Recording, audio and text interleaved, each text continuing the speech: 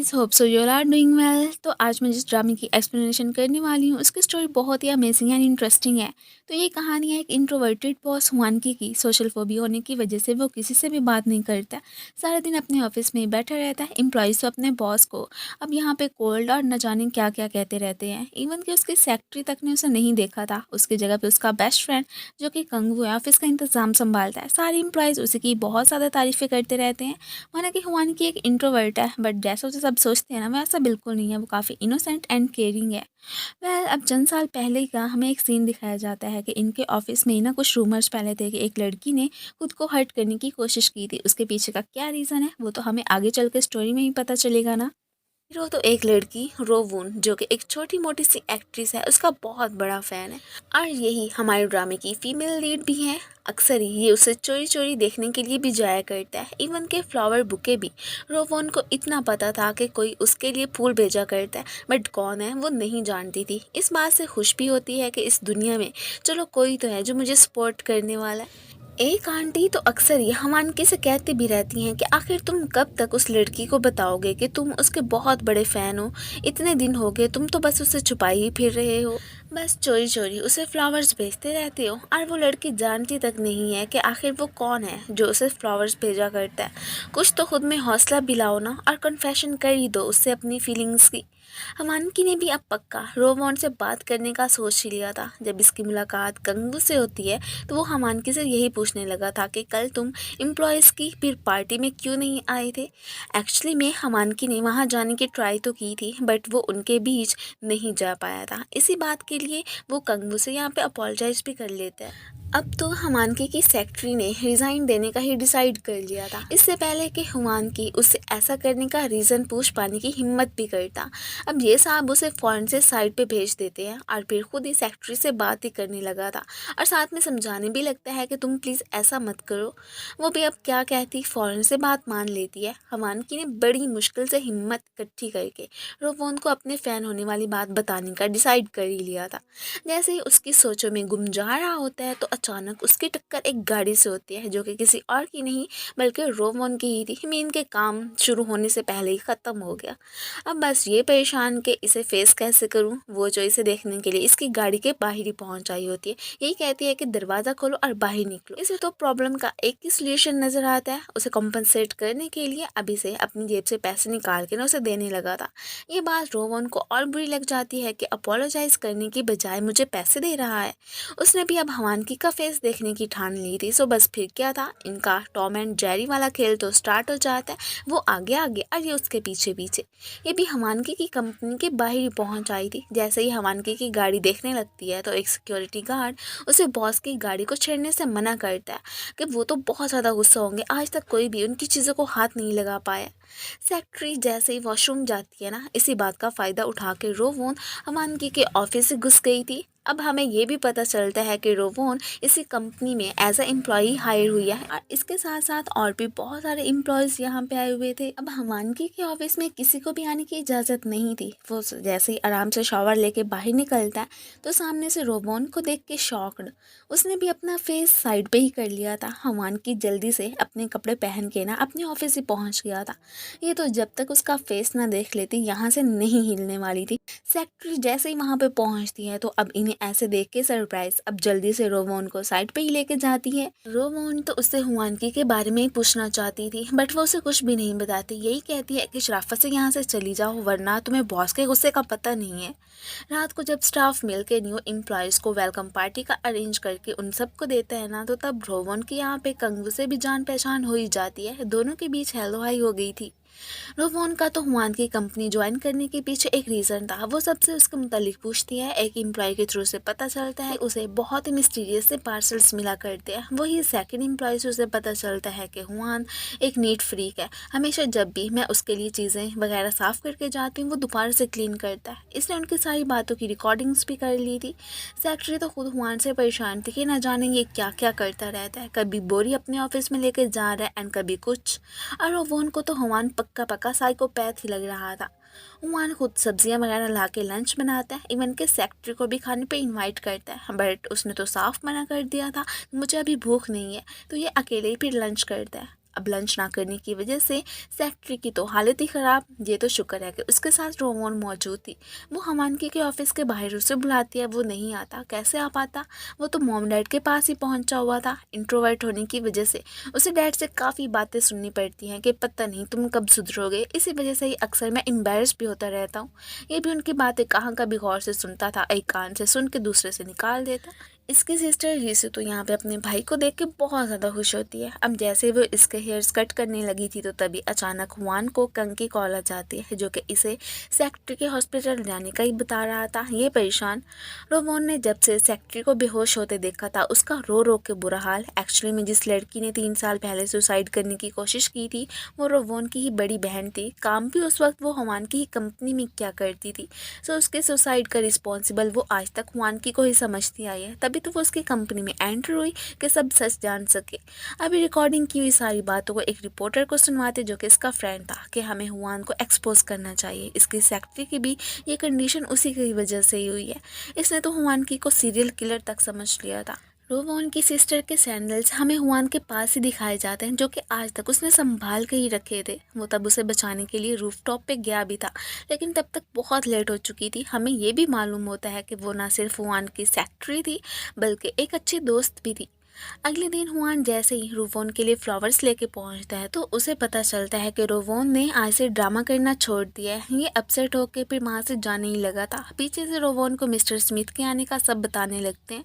अब जैसे ही हुआन वो बुके डस्टबिन में डालने लगते हैं ना, तो ऊपर से रोवोन भी पहुँच आई होती है। ये तो उसे देख के फिर यहाँ से छुपने की कोशिश करने लगा था। वो यही से पूछने लगती है कि क्या तुम मिस्टर स्मिथ हो। ये तो खैर उसे कुछ भी नहीं बताता और यहाँ से भागने की करता है। इवन के बेचारा उसे छुपता छुपाता है। यहाँ पे रूफॉन इससे यही पूछने लगती है कि तुम ही मिस्टर स्मिथ हो ना। ये तो कोई भी जवाब नहीं देता, क्या ही कहता। उसे छुपने की जो कोशिश कर रहा था। फ़ौरन से भागता हुआ एक वॉशरूम में घुस आता है, जो कि जेंट्स का था। ये भी उसके पीछे पीछे ऐसे उसका पीछा नहीं छोड़ने वाली थी जब तक कि वो इसकी शक्ल ना देख लेती। ये और परेशान क्यों नो, अब क्या करूँ। और फिर खुद को वॉशरूम में ही लॉक कर लेता है। ये बाहर से नॉक करने को लगी हुई और ये भी कहने लगती है कि ज़रूर आपको ना मिस्टर स्मिथ ने भेजा होगा यहाँ पे मुझे फ्लावर बुके देने के लिए। उन्हें जाके थैंक्स कह देना कि आज तक वो मुझे बहुत सपोर्ट करते आए हैं। खैर फिर वो इससे पूछता है कि आखिर तुमने अब ड्रामे में काम करना क्यों छोड़ दिया है। ये उसे कह देती है कि वो बस एक पर्सनल रीज़न है, उस बारे में मैं तुम्हें कुछ ज़्यादा नहीं बता सकती हूँ। और फिर इसे अपनी सिस्टर के बारे में ही बताने लग जाती है कि आज से 3 साल पहले उसने सुसाइड कर ली थी। अब फिर ये भी कहती है कि वही मुझे हमेशा सपोर्ट किया करती थी। इवन कि मॉम डैड तो कभी भी मुझे स्टेज पे देखने के लिए आते ही नहीं थे। अब जैसे उनकी डेथ हुई है ना, तब से आप ही मुझे सपोर्ट कर रहे हो, इसके लिए आपका बहुत बहुत शुक्रिया। अपनी बहन की बातें करते करते ना यहाँ पे वो बेचारी तो बहुत ज़्यादा इमोशनल हो जाती है। ये सब कुछ देख के हुआन की को ज़रा भी अच्छा नहीं लगता। उसे समझ ही नहीं आ रही होती कि आखिर मैं इसे कैसे कंसोल करूँ। नेक्स्ट सीन में इसे हमें हॉस्पिटल में ही दिखाया जाता है, जो कि अपनी सेक्रेटरी से ही अपोलोजाइज़ करने के लिए आ गया था। उसे ये भी कहता है कि तुम्हारे मेडिकल एक्सपेंसेस जो भी है ना, वो सब के सब मैं ही पूरे करूँगा, तुम परेशान मत होना। आज इसे पता चलता है कि वाओ मेरे बॉस तो कितने अच्छे थे और मैं हमेशा इन्हें बुरा समझती आई। इवन कि उसकी आंखों में भी आंसू ही आ जाते हैं। ये तो उसके लिए फ्लावर रख के ना फिर वहाँ से चला ही गया था। अभी तक सेक्रेटरी ने इसकी शक्ल तक देखी नहीं होती। थोड़ी देर के बाद ना फिर एक न्यूज़ फैल जाती है कि मिस्टर हुआन की बहुत ही बुरे बॉस है, उन्होंने अपनी सेक्रेटरी को हर्ट करने की कोशिश की है। अब ये सारे रूमर्स फैले थे। जैसे ही अब डैड की इन पे नज़र पड़ती है ना, तो वो बहुत ज़्यादा गुस्सा हो जाते हैं कि हुआन की मैं तुम्हें बिल्कुल नहीं छोड़ूंगा। ऐसे ही हुआन के ऑफिस पहुंचता है ना, तो तभी रिपोर्टर्स की यहाँ पे बुछाड़ी हो चुकी होती है। खैर सबको ये नहीं पता होता ना कि हुआन की कौन है, तो इसलिए इसकी जान बच जाती है। अब तभी ऊपर से कंगवू की एंट्री होती है। वो सबको ना यहाँ पे काम डाउन रहने को बोलने लगे थे। अभी हम ना प्रॉपर एक स्टेटमेंट बनाएंगे, उसके बाद ही सबको बताया जाएगा कि वाकई में हुआन की ने ऐसा किया भी है या नहीं, या कि फिर उस पर इल्ज़ाम लगाया जा रहा है। अब वो इतने अच्छे से सबसे बात कर रहा था तो सभी फ़ौरन से मान जाते हैं। ये अब जैसे ही चोरी चोरी यहाँ से जाने की कोशिश करने लगता है ना, तो इस पे फिर रोवोन की नज़र पड़ चुकी थी। वो भी पहुँच आई होती है कि ओह तो आप ही हो मिस्टर हुआन की, इतने अरसे के बाद मिली हूँ। चलो अब तो फिर इससे पहले कि इसकी शक्ल देखने की कोशिश करती, ऊपर से कंगवू की एंट्री हो जाती है। कंगवू तो फिर रोवोन को ना डांट के भगा ही देता है कि तुम्हारा इधर क्या काम, चलो भागो यहाँ से। अब फिर इसे इसके आर्टिकल के बारे में बताने लगा था कि तुम्हें पता है ना अब क्या रूमर्स फैल रही हैं। खैर इसे क्या खबर थी, फ़ौरन से ऑफिस में आके देख लेता है। कंगवू तो इसे लेके बहुत ही ज़्यादा ज़्यादा टेंस लग रहा था। वो इससे पूछता भी है कि वैसे एक बात तो बताओ कि क्या तुम रूवॉन को जानते हो? तो ये कह देता है कि बिल्कुल भी नहीं, मैं उसे नहीं जानता। अब कंगवू का सीधा शक सेक्रेटरी पे ही जा रहा था कि ज़रूर उसने ही ना तुम पे ये इल्ज़ाम लगाने की कोशिश की होनी है। ये नहीं मानने वाला होता कि नहीं, जहाँ तक मुझे पता है ना कि वो ऐसा नहीं कर सकती है। इधर हमें फिर इसे रूफ टॉप पर दिखाया जाता है, जो कि इस वक्त अपनी सिस्टर को ही मिस कर रही थी और ये भी कहती है कि देखना सिस्टर, मैं ना आपका बदला ज़रूर वानकी से ले के रहूँगी। आप बस अब वेट करती जाओ कि मैं करती क्या हूँ। कंपनी में डैड की एंट्री हो चुकी थी, जो कि इस वक्त ना सिर्फ अपने बेटे पे गुस्सा थे बल्कि सेक्रेटरी पे भी ना वो काफ़ी भड़के हुए होते हैं कि बस एक दफ़ा ना वो मुझे नज़र आ जाए, फिर मैं उसे बताता हूँ कि आखिर उसकी हिम्मत भी कैसी हुई मेरे बेटे पे इल्ज़ाम लगाने की। ये बेचारी परेशान हो जाती है, जो कि अभी अभी ऑफिस पहुँची थी कि ओह नो, अब क्या करूँ, मैंने तो कुछ किया भी नहीं है। डैड जैसे ऑफिस पहुँचते हैं तो सामने से देखते हैं कि उनका बेटा तो गायब ही था। अब फिर यहाँ पे कंगवू उन्हें कह देता है कि आप परेशान मत हो, ये सारा मामला ना मैं खुद ही हैंडल कर लूँगा। अब जाके डैड को चैन आता है और वो वहाँ से जाने लगते हैं। इधर हमें सेक्रेटरी के पास ना हुआनकी को ही दिखाया जाता है, जो कि इस वक्त उसे प्रोटेक्ट करने के लिए ही पहुँच आया था और उसे ये पूछने लगता है कि क्या वो सब कुछ तुमने किया है? तो ये उसे साफ मना कर देती है कि नहीं, मैंने ऐसा कुछ भी नहीं किया है और प्लीज़ आप भी मुझे बुरा मत समझना, मैं भला आपके साथ ऐसा करने का सोच भी कैसे सकती हूँ। उस दिन हॉस्पिटल में भी ना आप मुझसे अपोलोजाइज़ करने आए थे, मैं तो शर्मिंदा हूँ कि आज से पहले मैं आपके बारे में ऐसा सोच भी कैसे सकती थी। खैर वो उसे कह देता है कि चलो उन बातों को छोड़ो, अब आके जो भी तुमसे उस बारे में पूछेगा ना तो तुमने बस साफ मना कर देना है कि मैंने ऐसा कुछ भी नहीं किया। अब उसके वहाँ से जाते ही कंगवू की एंट्री होती है। वो भी बड़े प्यार से इससे पूछने लगा था कि क्या सच में वो सब कुछ तुमने किया था? तो ये उसे साफ मना करती है कि नहीं, मैंने ऐसा नहीं किया है, आप सब लोग मुझे गलत समझ रहे हो। वो कहता है तो फिर तुमने नहीं किया तो और कौन कर सकता है? खैर ये उसे क्या ही कहती।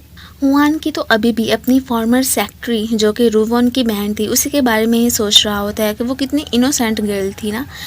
अब फिर पास्ट में हमें यही दिखाया जाता है कि एक दफ़ा रूवॉन की बहन को कहीं जल्दी में जाना था। वो इनसे फिर यहाँ पे छुट्टी लेने के लिए आती है, बट ये मना कर देता है कि मेरा ना जाके कफ लिंक की लेके आओ, न्यू बाय करके लाना, क्योंकि पहले ही एक रह चुका है।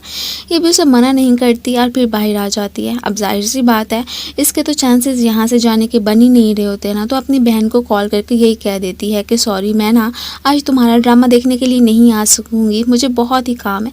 अभी उससे बात कर ही रही होती है कि अचानक ही किसी के टकराने की वजह से ना रूवॉन का फ़ोन नीचे ही गिर गया था और फ़ौरन से फिर किसी को कॉल करके ना अपनी बहन के लिए एक फ्लावर बुके का अरेंज करने का ही कह रही थी। और ये सारी बातें यहाँ पे हुआनकी ने भी सुनी ली होती हैं। अभी भी खड़ा वो उससे अपोलोजाइज कर रहा होता है। आखिर किस बात की माफ़ी, वो तो हमें बाद में ही पता चलेगा ना। अचानक ही पीछे से ना रूवॉन आ जाती है। वो हुआनकी से पूछने लगी थी कि आखिर अभी अभी आप किससे अपोलोजाइज कर रहे थे। यहाँ पे वो तो रूवॉन को देख के इतना ज़्यादा घबरा गया था कि उसका बैलेंस ही बिगड़ जाता है, इससे पहले कि नीचे गिरता। ये फौरन से उसे पकड़ लेती है।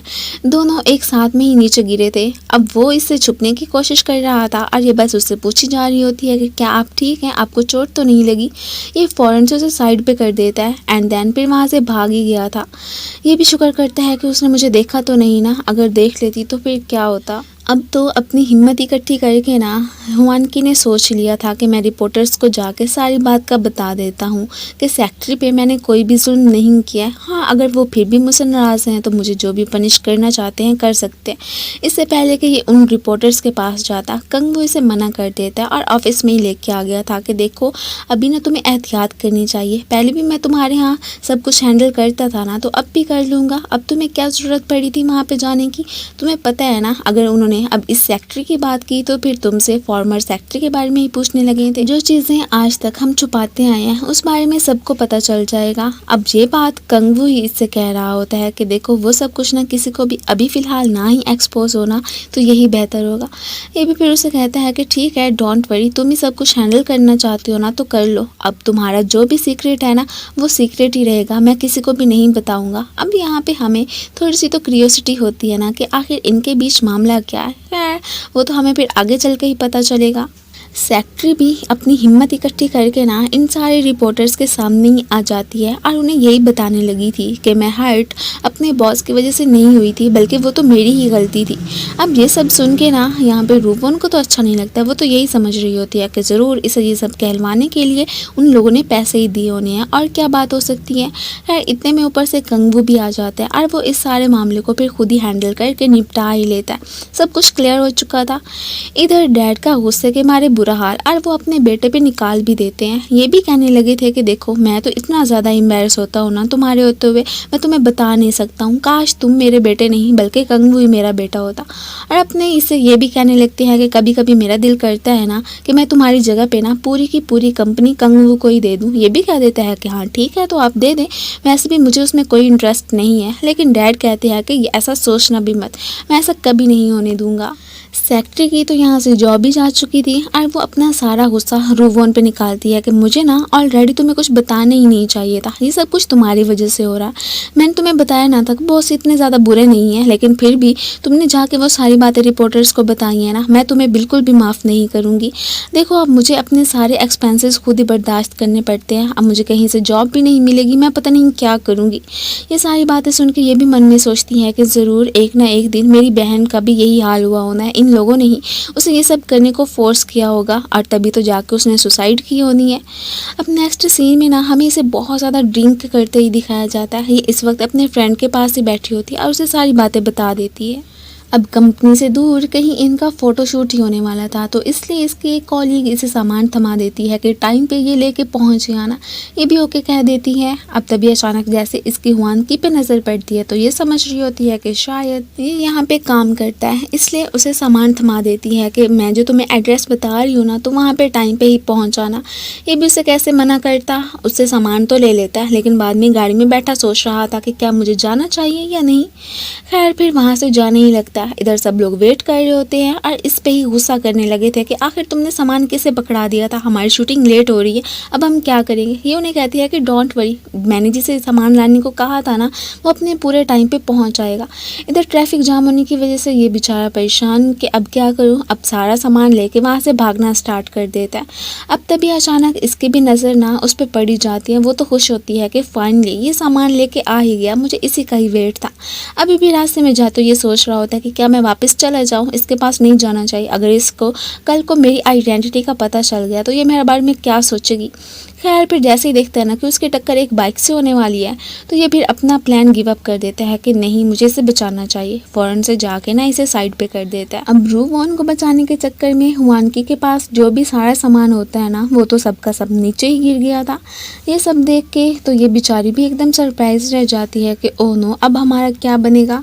अभी तो कंगू को देख के हमारा हीरो तो वहाँ से चला ही गया था स्टफ लेट लाने और तोड़ने पे। रूवॉन ने सबसे अपोलोजाइज कर लिया होता है, वो भी फिर उसे कुछ नहीं कहते। घर पे रूवॉन और उसके डैडी रहते हैं। दीदी के जाने के बाद से रूवॉन बहुत ही अकेली पड़ गई थी। यहाँ पे फिर अपनी बहन का पेंडेंट देखने के साथ साथ उसे बहुत मिस भी करने लगती है। अगले दिन ऑफिस में हुआनकी को जैसे ही पता चलता है कि अब से उसके साथ कुछ स्टाफ आके काम करने वाला है और वो भी डैड के ऑर्डर पे, तो वो साफ मना कर देता है कि नहीं मैं उन्हें कैसे फेस कर पाऊँ। अब मजबूरी भी थी तो वो चंद एक एम्प्लॉयज़ को खुद ही सिलेक्ट करता है। कंगू ने टोटल 5 मेंबर्स को शामिल करने का सोचा था, 3 तो हुआन के लिए डिसाइड कर लिए थे, बाकी के 2 कंगू ही नहीं किए होते हैं, जिनमें कि एक रोमोन और उसका फ्रेंड ही होता है जिसने कि अभी अभी कंपनी ज्वाइन की थी। हुआन की तो यहाँ पे रोवोन को देख के चुप नहीं लगा था, बट कंगू उसका फेस इन सबको ही दिखा देता है। सभी सरप्राइज, स्पेशली कि रोवोन, अरे ये तो वही डिलीवरी बॉय है ना, मैंने नहीं सोचा था कि यही हुआन के हमारे बॉस होगा। अब वो चाहे लाख मना कर लेता, ये तो उसी के साथ ही काम करने वाली थी। सेक्रेटरी को भी दोबारा से हायर कर लिया गया था। ऑफिस में तो अब बहुत ही ऑकवर्ड सी सिचुएशन ना क्रिएट हो चुकी होती है, ना ही हुआन की उन्हें कुछ करने को कहता है और ना ही उनमें से कुछ पूछने की हिम्मत हो पा रही थी। अब ये लोग कुछ खाना रेडी करके बॉस को ज्वाइन करने को बोलते हैं, पर वो तो मना कर देता है। अब जैसे ही हुआन के किचन में आता है तो पीछे से रोपॉन और उसके सेक्रेटरी भी पहुंच आई थी। अब हमारे साथ आके केक काटे ना, यही उससे कहने लगती है। अब जैसे उसके पास नाइफ की कलेक्शन देखती हैं तो बेचारी बहुत ज़्यादा डर जाती है। ये तो घबरा के अपनी गाड़ी में ही आ गया था। कंगू को कहीं काम पे जाना था, सो वो रोबोन को भी अपने साथ चलने को बोलता है। इन पे जैसे ही यहाँ पे हुआनकी की नज़र पड़ती है तो उसे फ्लैशबैक में अपनी फॉर्मर सेक्रेटरी की याद आने लगी थी कि एक दफ़ा उसने कंगू के साथ उसे एक गाड़ी में हक करते देखा था। रोवोन को तो जस्ट कंगू से हुआनकी के बारे में ही पूछने की पड़ी होती है कि वो सबके साथ इंटरेक्ट क्यों नहीं होता है। तो ये उसे बता देता है कि ऐसी बात नहीं है, एक्चुअली में वो बहुत ज़्यादा शाय है ना, तो इसलिए लोग उसे बुरा भी समझ लेते हैं, लेकिन ऐसी बात नहीं है, वो बहुत ही अच्छा पर्सन है। ये दोनों किसी एक्टर के स्कैंडल केस को लेके ना सॉल्व करने के लिए आए थे, बट अचानक रोवोन को उसकी कॉलीग की कॉल आ जाती है कि तुम्हें बॉस ने बुलाया है, जल्दी आओ। ये भागी भागी ऑफिस पहुंचती है, बट आगे से बॉस जस्ट कुछ साफ सफाई करने का इसे ऑर्डर देने लगा था। ये बहुत ज़्यादा इरिटेट हो जाती है कि इतने से काम के लिए मुझे इतनी दूर से बुलाया। जैसे ही गुस्सा करती हुई घर जाती है तो वहाँ पे फ्लावर बुके देख के सरप्राइज कि क्या मिस्टर स्मिथ यहाँ पे आए थे, बट उधर तो कोई भी नहीं होता। उस बुके के साथ एक नोट भी था जिसमें कि उसने यही लिखा होता है कि तुम आखिर ड्रामा में कब वापस आ रही हो। ये कहती है कि जब तक तो मैं अपनी सिस्टर का बदला नहीं ले लेती हूँ तब तक नहीं आने वाली हूँ। अब ये सीधी ऑफिस पहुंचती है, इससे पहले कि हुआनकी के ना यहाँ पे कुछ सामान को छेड़ने की कोशिश करती या कुछ ही ओपन करती, ऊपर से वो आ जाते और हैरान कि तुम इधर क्या कर रही हो। ये उल्टा उससे क्वेश्चन करने लग जाती है, वो कोई भी जवाब नहीं देता। एक स्कैंडल केस में फंसे एक्टर के आने की वजह से इनके ऑफिस में तो काफ़ी हलचल मच गई होती है। तकरीबन यहाँ पे मौजूद सभी लोग ही ना उससे बहुत ज़्यादा तंग होते हैं। अब उस एक्टर से निपटने के चक्कर में उसका फ़ोन हुआनकी के हथों ही लग गया था। सभी से अपनी फैमिली के पास वापस जाने को बोलने लगे थे, बट ये भड़का हुआ इमन के रोवोन तो इंसाफ से थप्पड़ खाने के बाद भी ना उन पे बिलीव ही करती है कि आपको ज़रूर किसी ने इस केस में फंसाया हो ना, वरना आप ऐसे पर्सन नहीं हैं जैसा कि सब लोग आपको बताते हैं। हुआन की तो पूरे स्टाफ को वहाँ से भेज के खुद ही इनसे अकेले में बात करने लगा था। ये फिर उसे अपने सारे मसाइल के बारे में बता देता है और वो भी फिर किसी को भी नहीं बताता। सब लोग रात को खाना पे जाने लगते हैं, हुआनकी से भी पूछते हैं, बट वो मना कर देता है। आज की रात तो उसने इस एक्टर के साथ ही ना पीछे रुकने का डिसाइड कर लिया था। सबको पता था कि इनका ना एक बेटा है, बट यहाँ पे अपना ये वाला सीक्रेट ना वो हुआनकी से शेयर कर लेता है कि एक्चुअली में ना मेरे बेटे ने अपना सेक्स चेंज करवा के ना वो बेटी ही बन चुका है। उसी की वजह से ही ना इनके बहुत सारे स्कैंडल बनते ही रहते हैं, बट ये भी हर हाल में अपनी बेटी को प्रोटेक्ट ही करने वाला था कि मैं हार नहीं मानूंगा। इनकी बातें यहाँ पे रोवोन ने भी सुन ली होती हैं, वो भी एक काम से ना पीछे ही रुक गई थी। अब मन में सोचती है कि आखिर हुआनकी कैसे इंसान है, इससे सारे लोग अपनी बातें भी शेयर कर लेते हैं।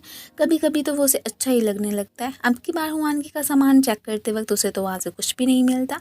तभी ऊपर से वो भी आ ही गया था कि अब तुम क्या चेक करने की कोशिश कर रही थी। तभी हमें फ्लैशबैक में भी दिखाया जाता है कि एक्चुअली में हुआनकी ने ना वो वाले सैंडल्स उठा के किचन में ही पहले रख लिए थे, तभी तो वो पकड़ा जाने से बच गया था। इसके बाद हमें 3 साल पहले रोवोन की सिस्टर की फ्यूनरल का ही सीन दिखाया जाता है। रोवोन उस वक्त बहुत ही हर्ट हुई थी। हुआनकी ने उसे देखा था, वो जैसे उसे फॉलो करने लगा था ना, तो तभी अचानक रोवोन नीचे गिर के ना बहुत ज़्यादा इमोशनली हो गई थी। तभी हुआनकी को उसे लेकर बहुत बुरा फील हुआ था। सो अब फिर back to the present, office में हुआनकी को अब बहुत ही चिल दिखाया जाता है। उसकी जो रियल वाली पर्सनैलिटी थी ना वो किसी के सामने भी शो नहीं करवाता था। ये सीन देख के रोवोन सरप्राइज के कहीं मैं कोई सपना तो नहीं देख रही हूँ। दूसरी बार डोर ओपन करके जैसे हुआनकी को देखती है ना, वो तो एक जगह पे टिक के बैठ गया था और मन में सोचता है कि कहीं इसने मुझे डांस करते हुए देख तो नहीं लिया। रोवोन हमेशा ही क्यूरियस रहती थी कि हुआनकी आखिर खाता भी क्या है, बट किचन में इससे पहले कि कुछ भी तलाश कर पाती, हुआनकी के आने से फिर उसका प्लान फेल हो जाता है। इसके बाद जैसे ही वो हुआनगी को फॉलो करती है तो उसे मालूम होता है कि ये तो चोरी चोरी ना गेम्स भी खेला करता है और वो भी बहुत अच्छे से। वो फिर इसे जहाँ पे चेयर्स करती है, ये उसे देख के नर्वस और बस फिर क्या था, उसे इग्नोर करता वो वहाँ से चलता बनता है। हुआनगी ने कंगू से रोवोन को ऑफिस से निकालने का ही कह दिया था, बट वो विदाउट एनी रीज़न उसे कैसे निकाल सकता था। बाद में वो फिर कंगू और रोवोन को जाते देख के हैरान कि आखिर ये दोनों कहाँ पे जा रहे हैं। कंगू तो खैर उसे अपने साथ एक मीटिंग पे ही लेके आया होता है, जहाँ पे कि रोवोन की कुछ लोगों से अच्छी खासी जान पहचान भी हो जाती है। अभी तक इसने डैड से ये बात छुपाई हुई थी कि वो उसी ऑफिस में काम करती है जहाँ पे उसकी बहन की डेथ हुई थी, पर परेशान भी होती है कि अगर डैड को इस बारे में पता चल गया ना तो पता नहीं क्या होगा। तभी रोवोन फिर पास्ट की यादों में खो गई थी। अपनी बहन और मम्मी को याद करके ना इसके फेस पे स्माइल भी आ जाती है कि उनके साथ इसने कितना अच्छा वक्त गुजारा था। आज तो रोवोन के घर पे हमें हुआनगी को भी दिखाया जाता है, मीन के वो अक्सर ही इधर आया करता है, बट इस बात से रोवोन तो बिल्कुल ही बेखबर होती है। कंपनी में हुआनगी जैसे इसे किसी से फ़ोन पे बात करते सुनता है ना, तो काफ़ी ज़्यादा जेलिस फील करने लगा था कि ये हंस हंस के आखिर किससे बातें कर रही है। इससे पूछने पे वो बताती है कि मैं जब मीटिंग पे गई थी ना तो तभी वहाँ पे मुझे ये पर्सन मिला था, बहुत ही अच्छा है। इसके बाद तो रोवोन सीधा उसी पर्सन को हुआनकी के पास ही लेके आ जाती है कि इसे भी ना स्पोर्ट्स वगैरह सीखनी है तो क्या आप सिखा दोगे, बट वो तो यहाँ पे साफ मना कर देता है। उस बेचारे से तो इनसे बात भी नहीं हुई जा रही थी। अब जैसे ही रोवोन को वो आदमी टच करने लगा था ना, तो वो भी यहाँ पे बहुत ज़्यादा जेलस फील करता है। इवन कि उसे ज़रा भी अच्छा नहीं लगता कि ये खेलने के बहाने से आखिर क्या करने की कोशिश कर रहा है। उसने एक बॉल इसी पर्सन को ही दे मारी थी, जिसके बाद तो ये सीधे हॉस्पिटल में ही पहुँच जाते हैं। फिर कंगवू को ही इनसे अपोलोजाइज़ करना पड़ गया था। हुआनकी ने एक बहुत ही अच्छी सी प्रेजेंटेशन रेडी कर ली थी और वो फिर एक एम्प्लॉय को इस पे वर्क करने को बोलता है कि तुम ही ये प्रेजेंट करोगी। वो भी कैसे मना करती। रोवोन को तो ये भी याद था कि उसकी सिस्टर के फ्यूनरल वाले दिन ना ऑफिस का ही एक एम्प्लॉय हुआनकी की फैमिली की तरफ से उन्हें पैसे देने आया था। ये गुस्सा थी कि उसकी बहन के मरने का कोई भी रीज़न बताए बगैर ये हमारे साथ ऐसा कैसे कर सकते हैं, इवन के कोई भी आर्टिकल भी नहीं लिखने दे रहे हैं। वो सब सोचते सोचते रोवोन की आंख खुल जाती है। कंगवू और हुआनकी की बहन जीसू दोनों ही एक दूसरे को बहुत पसंद करते। इवन के कंगवू की शादी भी जीसू से तकरीबन फिक्स ही हो चुकी है। अगले दिन वो एम्प्लॉय आई ही नहीं होती जिसने की प्रेजेंटेशन देनी थी। रोवोन हुआनकी को ही जाके सब प्रेजेंट करने को बोलती है कि और तो कोई हमारे पास ऑप्शन ही नहीं है। ये तो बहुत ही नर्वस हो गया था सबके सामने जाके, ये तो बिल्कुल स्पीचलेस हो जाता है। अब तभी हमें चाइल्डहुड का ही सीन दिखाया जाता है जहाँ पे कि ना सिर्फ डैडी से बहुत डांटा करते थे बल्कि स्कूल के बच्चे भी बुली करते। बचपन से ही वो शाय एंड क्वाइट था। अब तो इसके ना बोलने पे वहाँ पे मौजूद सभी लोग इस पे हंसने लग जाते हैं। हुआनकी तो वहाँ से चला गया था। रोवोन अपसेट थी कि ये सब नहीं होना चाहिए था, मैंने ही आखिर क्यों हुआनकी को वहाँ जाने के लिए फोर्स किया। सभी मिलकर खूब सारी ड्रिंक करते हैं। अब हुआनकी को रोवोन के नंबर से कॉल आ जाती है। वो भागा भागा इनके पास पहुँचता है। इधर ये लोग तो इतनी सारी ड्रिंक करके बहुत ही ज़्यादा टुन होते हैं। अब हुआनकी को ही ना उनके सारे बिल पे करने पड़ जाते हैं। वो तो इवन के एक टैक्सी में इन सबको बिठा के ना एड्रेस वगैरह उन सबको बताने लग जाता है कि इन्हीं वहाँ पे छोड़ देना। बाकी सिर्फ पीछे से रोवोन ही बच गई होती है। रोवोन तो यहाँ पे जानती थी कि हुआनकी हमेशा ही सबको ऑब्जर्व करता है एंड उन्हें प्रोटेक्ट करने की भी कोशिश करता है, बट छुप के ऐसा करने का क्या फ़ायदा। तभी हमें फ्लैशबैक में रोवोन की सिस्टर को हुआनकी के साथ ही दिखाया जाता है।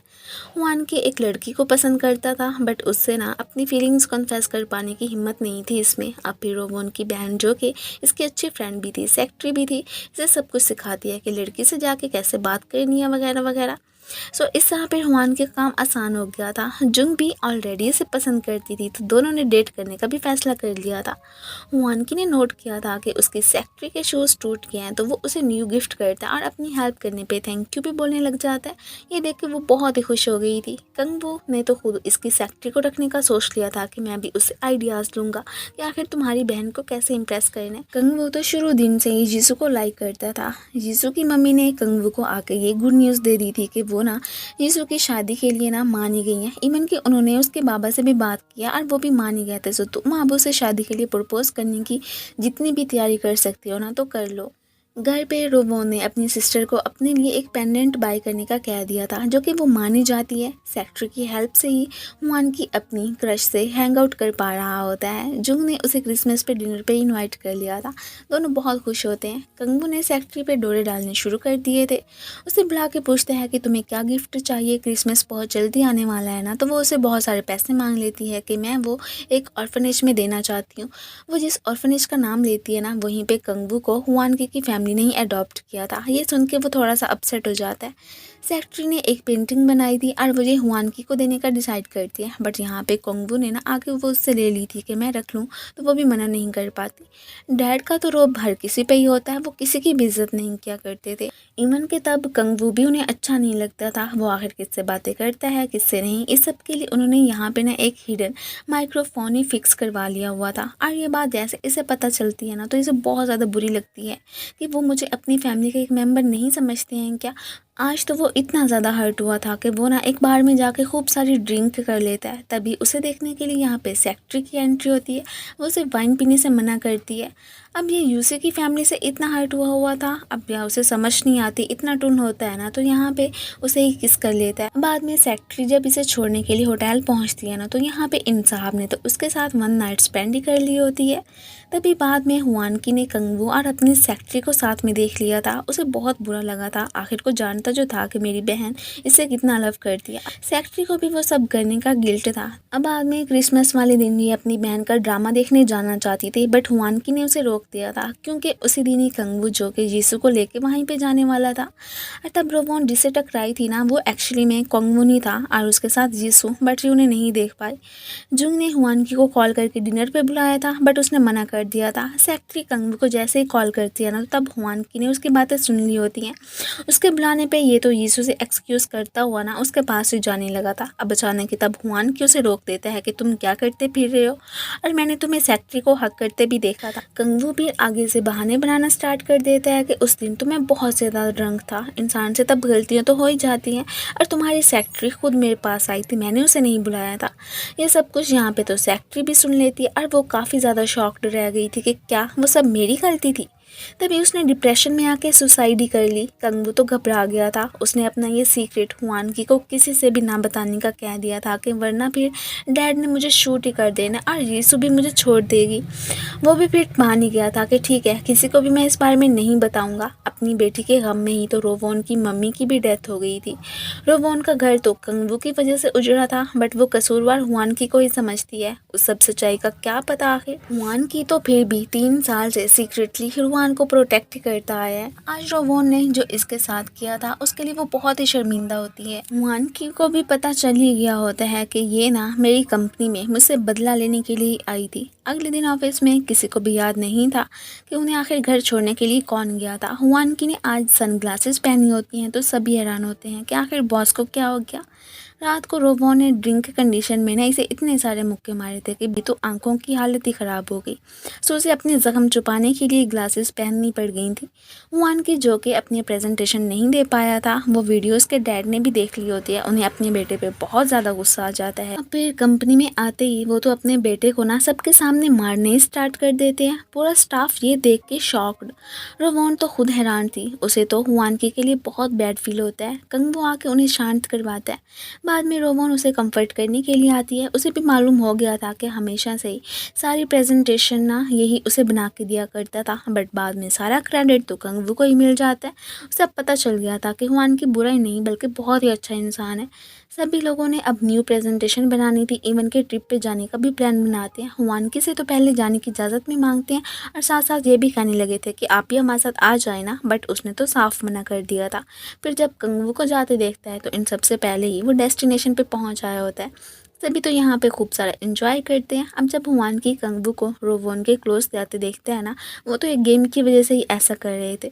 अब ये तो इधर बहुत ही जेलस फील करने लगता है। इसके बाद सभी मिलके खाना खाते हैं, बहुत अच्छा टाइम स्पेंड करते हैं। अब पीछे आज तो रोवोन के फ्रेंड ने उसे अपने लव की कन्फेशन करने का ही सोच लिया था। उसे सरप्राइज़ देने के लिए ना कुछ प्लानिंग करने लगता है।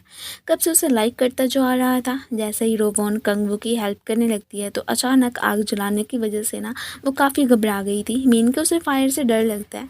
बाद में हुआन की को रोवोन की तरफ देखते देख के एक एम्प्लॉय को तो पता चल गया था कि ज़रूर ये उसे पसंद ही करता होगा, बट यहाँ पे हुआन की तो साफ मना कर देता है कि ऐसी कोई भी बात नहीं है, मैं उसे पसंद नहीं करता हूँ।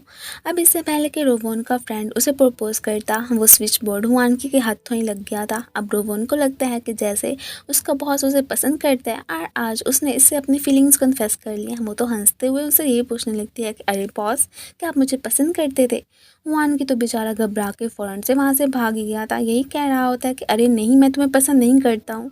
बाद में ये सारे लोग जैसे मिलके बैठे होते हैं ना, तो ये हुआन की का स्केच ही बनाने लग जाती है, जो कि उसने देख लिया था। बल्कि पूरे स्टाफ की नज़र उस पर पड़ चुकी होती है। हुआन की को अब लग रहा था कि शायद रोवोन कंगवू को पसंद करने लगी है, तो उसे बता देता है कि उसकी ऑलरेडी एक फियांसी है। ये भी कहती है कि जो आप समझ रहे हैं ऐसा कुछ नहीं है, मैं उसे पसंद नहीं करती हूँ। अगली प्रेजेंटेशन रोवोन ने ही देनी थी। वो कुछ भी प्रैक्टिस नहीं कर पाती है, तो हुआन की उसे समझाता है कि जो तुम्हारा दिल करता है ना वैसे सी करो, किसी को कॉपी करने की कोई ज़रूरत नहीं है। अब की बार तो उसने बहुत अच्छे से परफॉर्म किया था। सभी लोग बहुत ज़्यादा खुश हो जाते हैं। कंगवू जैसे इसकी तारीफ़ों के पुल बांध रहा होता है, प्यार से इसके सर पे हाथ भी फेरता है। ऊपर से यीशु आ चुकी होती है। अब उसे मालूम होता है कि ये प्रीति सी गर्ल तो हुआन की बहन है। वो इसे मिलके बहुत ज़्यादा खुश होती है। इन दोनों बहन भाइयों को देख के ना इसे तो बहुत खुशी होती है। इवन कि इसे यहाँ पे ना अपनी बहन की याद आ गई थी, वो भी कि कैसे मेरा ऐसे ख्याल रखा करती थी। रोवोन को लिफ्ट चाहिए थी, हुआन की हेल्प कर देता है। ये उसी ऑर्फनेज में परफॉर्म करने जा रही थी जहाँ पे कि उसकी बहन कभी काम किया करती थी और उसे उधर जाना बहुत पसंद था। अब उसकी जगह पे हुआन की ने परफॉर्म करने का सोचा था। वहाँ पे जाके हुआन की बहुत ज़्यादा खुश लग रहा होता है। बच्चे भी उसकी कंपनी को खूब सारा इंजॉय करते हैं। हुआन की तो अपने हाथों से सारे बच्चों के लिए किमची बनाने लगता है। ये देख के रोवोन को अपनी मम्मी की याद आ जाती है। वो उससे बातों ही बातों में उसके फॉर्मर सेक्रेटरी का भी पूछने लगती है कि वो कैसी थी। ये बताता है कि बहुत ही अच्छी, बट मैं कभी उसे ये बात बता ही नहीं पाया। और फिर उसे अपनी बहन का बताती है कि उसकी डेथ के बाद मेरी मम्मी भी हार्ट डिजीज़ की वजह से मर गई थी। तब तो हुआन की भी ये सुन के इमोशनल हो जाता है। दूसरी तरफ कंगू हुआन की फैमिली के साथ ही डिनर करने के लिए आया था। जैसे उसे इनके साथ खुश होना चाहिए वैसा वो नहीं लग रहा होता। कि ये लोग जस्ट अपने काम करवाने के लिए ही मुझे पसंद करते हैं, कभी इन्होंने मुझे अपना कहा ही नहीं। कंगू ने वो ड्राइंग्स भी संभाल के रखी हुई थी जो कि ना सिर्फ रोवोन बल्कि उसकी बहन से भी जो उसने ली थी। हुआन को बच्चों के लिए खाना सर्व करते देख के रोवोन को तो बहुत ही अच्छा लगता है कि ये कितना नाइस पर्सन है। आज ड्रंक कंडीशन में कंगू ने रोवोन को कॉल करके मिलने के लिए बुलाया था। यीशु की कॉल तो शॉप ओनर ने ही पिक की थी क्योंकि कंगू बेहोश था। इतने में रोवोन भी यहाँ पे आ चुकी होती है। कंगू तो रोवोन में उसकी बड़ी बहन ही दिख रही होती है और ये मन में सोचने भी लगता है कि काश पास्ट में वो अपनी हिम्मत इकट्ठी करके अपनी फीलिंग्स उससे शेयर कर पाता। वो आखिर इतना डरपोक क्यों निकला था। इसे यहाँ पे ड्रंक देख के रोवोन तो मेडिसिन लेने के लिए चली गई थी। हुआन को वो थोड़ी देर के बाद ना यीशु की कॉल आ जाती है कि पहले मुझे कंगू ने नहीं मिल रहा था बट अब वो मिल चुका है। ये पूछते हैं कि उसके साथ कोई और भी था क्या। हालांकि यीशु ने वहाँ पे रोवोन को देखा था बट भाई को नो कह देती है कि वहाँ पे कोई नहीं था। रोवोन ने हुआन की से रिवेंज लेने वाला प्लान गिव अप कर दिया था कि वो, जहाँ तक मुझे पता है ना, कि एक अच्छा इंसान है। बाकी अब की बार उसके मिशन में मिस्टर स्मिथ को ढूंढना ही शामिल हो चुका होता है। वो जो कोई भी है मेरी सिस्टर को जानता है, सो मैं उससे ही सब उगलवाऊंगी।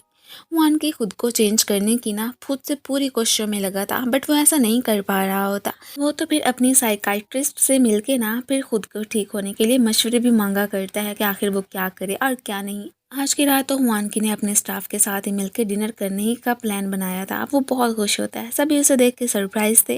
अब मिलकर एंजॉय करने के साथ साथ पिक्चर्स भी क्लिक करते हैं। अब जैसे ही कंगू की वहाँ पे एंट्री हो जाती है तो इसका फेस लटक जाता है। सभी जैसे एक दूसरे की फ़ोटोज़ क्लिक कर रहे होते हैं। यहाँ पे रोवोन की ये फ़ोटोज़ बनाने में लगा हुआ। बाद में जैसे ही वो कंगू के साथ रोवोन को देखता है तो जेलिस, और फिर बाद में वो तो डिनर छोड़ के वहाँ से जाने ही लगा था। रोवोन उसके पीछे जाती है कि आखिर बॉस को हो क्या गया, बट ये उस वक्त गुस्से में ही था। सो वो रोवोन को ना यहाँ पे देखते ही फ़ौरन से भाग जाता है। यीशु को लगता था कि कंगू उससे बातें शेयर नहीं करता है, इसलिए वो अपसेट रहती है कि मुझे उस दिन का वेट है जब खुल के तुम अपनी फीलिंग्स का इजहार मुझसे कर पाओगे।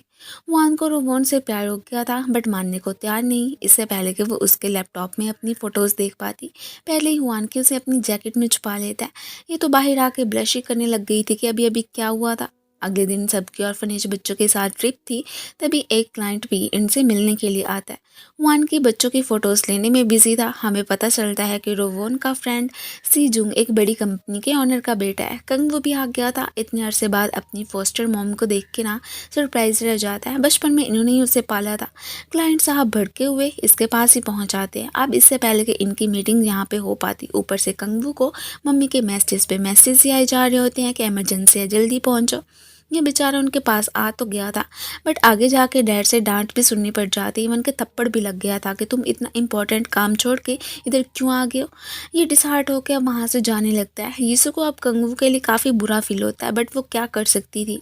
इधर एक बच्चे का टॉय गुम हो गया था तो वो काफ़ी रोती है। हुआन की उसे प्रॉमिस करता है कि वो ज़रूर उसे वो टॉय ढूंढ के ला के देगा। ये सब तो यहाँ पे रोवोन ने भी देख लिया था। वो रोवोन को इस बच्चे को लेकर जाने के लिए कहता है कि मैं बाद में तुम सब लोगों को ज्वाइन करूँगा। सभी मिलकर ट्रिप पे जाते हैं। रोवोन तो बस यहाँ पे उस छोटी बच्ची को ही कंपनी देने में बिजी होती है। इधर हुआनगी को उस बच्चे का टॉय मिल गया था, वो वही लेके वापस आ रहा होता है। कंगू भी अपना कुछ टाइम बच्चों और स्पेशली अपनी फोस्टर मम्मी के साथ बिताने के लिए यहीं पे आ गया था। सो उसे देख के ये सरप्राइज हुआनगी की भी यहाँ पे एंट्री हो चुकी थी। रोवोन उसे देख के बहुत खुश होती है। बच्ची भी अपना टॉय लेके उसे थैंक यू बोलने लगती है कि आपने अपना प्रॉमिस पूरा कर ही लिया। रात को कंगू ने हुआनगी वाले रूम में ही स्टे करने का डिसाइड कर लिया था। यूँ अचानक आने से उसे वैसे भी कोई और रूम तो मिला ही नहीं। वो तो हुआनकी को हमेशा से अपना साथ देने पे थैंक्स भी कहता है। इस ट्रिप पे आके ना सिर्फ बच्चे बल्कि बड़े भी फ्रीली इंजॉय कर रहे होते हैं। यूँ मानो को उनकी ज़िंदगी के ये सबसे बेस्ट मोमेंट्स थे। कंगवू और रोवोन को साथ में देख देख के हुआनकी का तो जेलसी के मारे बुरा हाल था कि न जाने ये कब यहाँ से जाएगा। अब तो पूरे स्टाफ के साथ साथ हुआनकी ना काफ़ी ज़्यादा घुल मिल गया था। वो तो इसकी तारीफ़ भी करते हैं कि हमारा बॉस काफ़ी जीनियस एंड काइंड है। बाद में रोवोन जो कि कंगू के साथ बैठी थी, इसे भी देख के ना यहाँ आने को बोलती है, बट वो इग्नोर करता हुआ चला ही गया था। रोवोन और कंगू के बीच जस्ट हुआनकी को लेके ही बातें होती थी और वो न जाने क्या समझता था। हुआनकी इमेजिन करने लगता है कि जैसे सारे एम्प्लॉयज़ उसे पानी में लेके जा रहे हैं, बट असल में तो रोवोन किसी को भी इसे टच तक नहीं करने देती। बाद में यीशु कॉल करके अपने भाई को बता देती है कि मॉम डैड के मिसबिहेवियर की वजह से ना वो तुम्हारे पास ही आया, सो उसे अच्छे से एंजॉय करने देना वहाँ पे। मौका मिलता ही ये रोवोन से पूछता है कि क्या वो कंगू से क्रिसमस वाले दिन मिली थी, तो ये हाँ कह देती है कि तब वो काफ़ी ड्रंक था, उसने मुझे मिलने के लिए बुलाया था तो मैं चली गई और कोई बात नहीं है। रोमोन ने आज इससे इसका एक कैमरा ले लिया था, तो ये परेशान वो भी आसानी से इसे वापस नहीं करने वाली थी। सी जोंग और हुआन के फिर मिलके बोट चलाने लगते हैं। एक लड़की री यहाँ पे सी जोंग को लाइक करने लगी थी। वो जैसे उसे रोवोन के साथ देखती है ना, तो उसे ज़रा भी अच्छा नहीं लगता। ये बात रोवोन ने भी नोट कर ली थी। दोनों बैठी बातें कर ही रही होती हैं कि एक मंकी इनका ना यहाँ पे पर्स लेके भाग जाता है। वो उसे लेने के लिए रोवोन की दौड़ें स्टार्ट हो जाती हैं। कंगू और हुआन की फिर दोनों ही ना रोवोन को ढूंढने में लगे होते हैं कि वो कहाँ गई है। फिर री के बताने पे वो दोनों से तलाश करने जाते हैं। सबसे पहले हुआन की कोई वो मिलती है। इसकी हेल्प से ही वो पर्स ले पाई थी जो कि ट्री के साथ ही लटका हुआ था। दोनों बैलेंस बिगड़ने की वजह से नीचे ही गिर गए थे। इतने में कंगू भी वहाँ पे पहुँच आया होता है। हुआनकी के पाँव पे चोट लगी थी, तो यहाँ पे फिर ये उसे उठा के ही वहाँ से जाने लगता है। अब इन दोनों को बिजी देख के ना रोवोन ने भी हुआन का कैमरा चेक कर लिया था। रात को खाने पे फ्रेंड्स बहुत सारी मस्तियाँ करते हैं। कंगू उन्हें अपनी फॉस्टर मॉम से मिला के जैसे ही बताता है कि मैं एक ऑर्फन था और उन्होंने ही मुझे सहारा दिया था, तो सभी एकदम सरप्राइज रह जाते हैं। उन्हें तो लगता था कि ये एक बड़ी फैमिली से बिलोंग करता है, बट ऐसा नहीं था। बच्चों के साथ ट्रिप पे आने के लिए मैडम उन्हें थैंक्स ही बोलने लगी थी। हुआन के कैमरा में बस पूरे स्टाफ और रोवोन की पिक्चर्स थी। वो यहाँ पे जान जाती है कि ये सीक्रेटली ना सिर्फ सबको प्रोटेक्ट करता है बल्कि उनकी केयर भी करता है। आज उसकी बातों से फर्स्ट टाइम हुआनकी ने स्माइल की थी और उसे मुस्कुराते देख के रोवोन बहुत ज़्यादा खुश होती है। कंगू भी इतने में आ गया था। नेक्स्ट तीनों को ड्रिंक करते दिखाया जाता है। ये दोनों तो काफ़ी ज़्यादा ड्रंक हो चुके होते हैं। एक दूसरे से मुकाबला लगाते लगाते रोवोन को ही फिर इन्हें संभालना पड़ जाता है। मुझे ऐसे ही हुआनकी को बेड पे यहाँ पे लिटाती है ना, तो अब वो कंग और उसके बीच में ही आ चुकी थी। हुआनकी तो बड़े प्यार से उसके फेस पे फिर यहाँ पे हाथ रख देता है। ये सब देख के ना वो तो काफ़ी ज़्यादा नर्वस हो जाती है। अब रोवोन को पता भी नहीं चलता एंड वो यहीं पे ही सो गई थी। अगले दिन इन दोनों की सबसे पहले आंख खुलती है और वो रोवोन को देख के एकदम शॉक्ड और फिर फ़ौरन से वहाँ से उठ के बाहर आ जाते हैं। अब हुआन की इससे कुछ भी नहीं छुपा पाता एंड बता देता है कि तुम्हें पता है क्या कि रोवोन मेरी फॉर्मर सेक्रेटरी जीहू की ही छोटी बहन है और वो कंपनी में अपनी सिस्टर का रिवेंज लेने के लिए आई थी। ये सुन के वो सरप्राइज कि अगर तुम्हें ऑलरेडी ये बात पता थी तो तुमने मुझे क्यों नहीं बताई। रोवोन भी इतने में उठ चुकी थी। वो धीरे धीरे जैसे यहाँ से जा रही होती है तो सी जोंग उसे देख लेता है एंड वो यहाँ पे एकदम हैरान कि तुम बॉस के रूम से क्यों निकल रही हो, क्या तुम उधर ही रात को सोई थी। तो ये भी कहती है कि हाँ सिर्फ सोई थी और वो भी गलती से, वरना मेरे और बॉस के बीच कुछ भी नहीं हुआ है। वानकी से ये भी बताता है कि हमारे खिलाफ जो भी आर्टिकल्स छपे थे ना वो भी रोवोन का ही काम था। कंगू परेशान कि अगर ये सारी बातें डैड को पता चल गई तो पता नहीं क्या होना है। अभी के लिए तो इन्होंने रोवोन को कुछ भी ना बताने का डिसाइड कर लिया था। रोवोन हमानकी को देख के उसके पास आती है कि कंगू कहाँ गया, तो वो बताता है कि वो वापस चला गया। ये तो खैर फिर एक फ्लावर जैसे इसके कान के पीछे लगाती है ना, वो तो यहाँ पे स्माइल ही करने लगता है। सी जोंग बेचारा बहुत ही हर्ट था कि कब से वो रोवोन को लाइक करता आया बट वो नहीं करती, ऐसा क्यों है। री जैसे उसे इस हाल में देखती है ना तो कंफर्ट करने के लिए पहुंच आई थी। वापस जाते हुए वानकी की जुंग पे नज़र पड़ जाती है। वो इतने अरसे बाद कंट्री वापस आ चुकी थी। वानकी उसे इग्नोर करता हुआ चला जाता है। डैड ने फिर यीशु और कंगवू की शादी की अनाउंसमेंट ऑफिस में कर दी होती है। कंगवू को भी अभी यहाँ आके ही पता चला था। यीशु तो बहुत ज़्यादा खुश थी कि चलो अब सारी जिंदगी कंगवू उसके पास तो रहेगा ना। रोवोन एक थिएटर में आके हुआनकी के आने का ही वेट करने लगी थी क्योंकि इसने उसे वहाँ पे बुलाया जो था।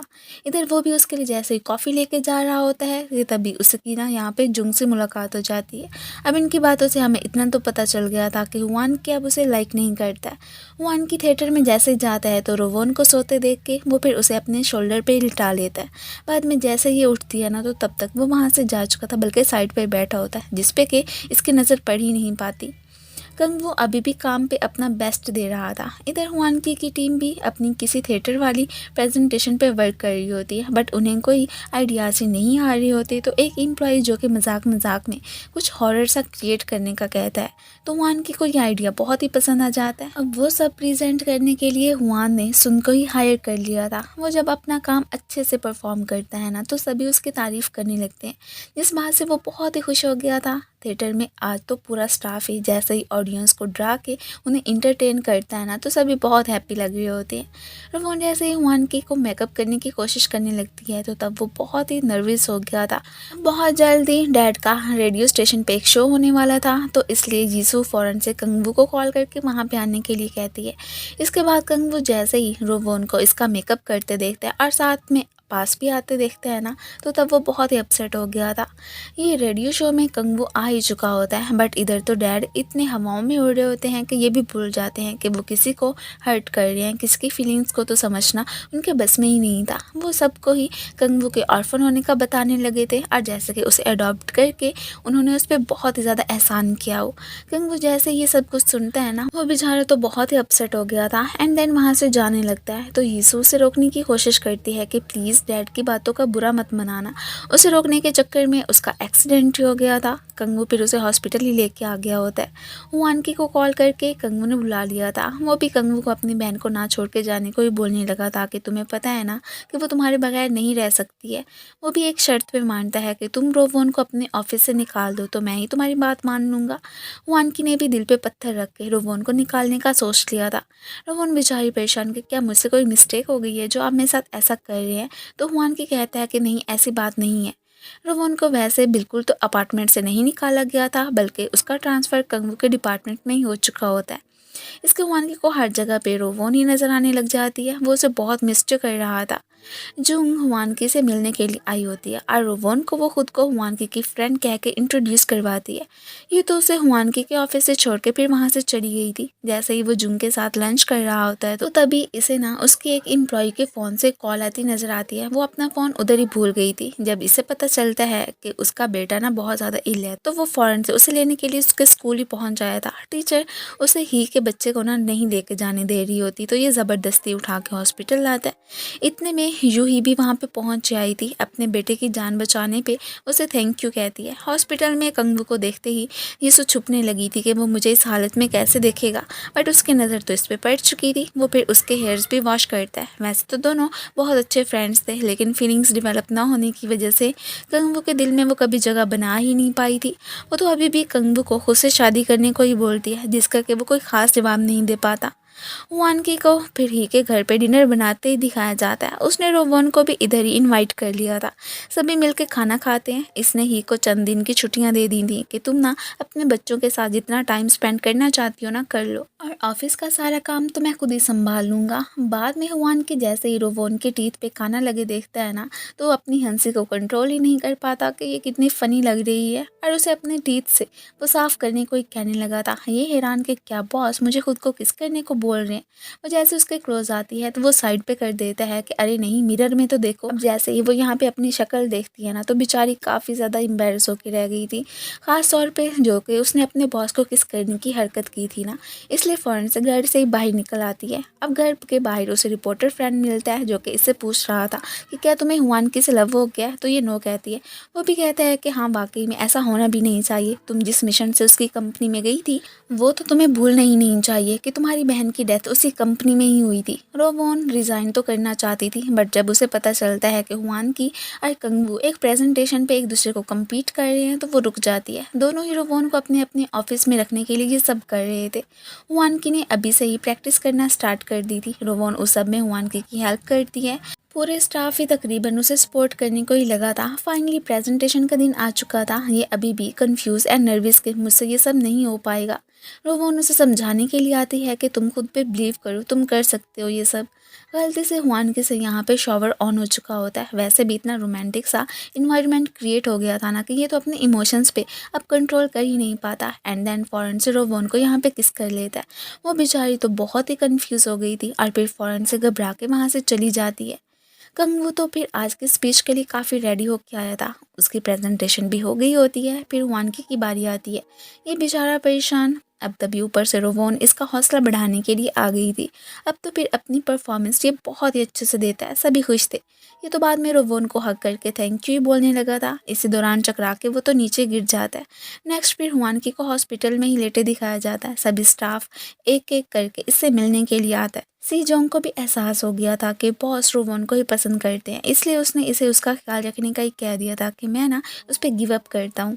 रोवन भी एंड पे इसे चेक करने के लिए आ गई थी। इसे पता चल गया होता है कि हुआन ने कंगवू से कम्पीट इसलिए किया था ताकि वो इसे अपने ऑफिस में वापस ला सके। सो इसलिए इसके दिल में ना हुआन की को लेके इज्जत और ज़्यादा बढ़ जाती है।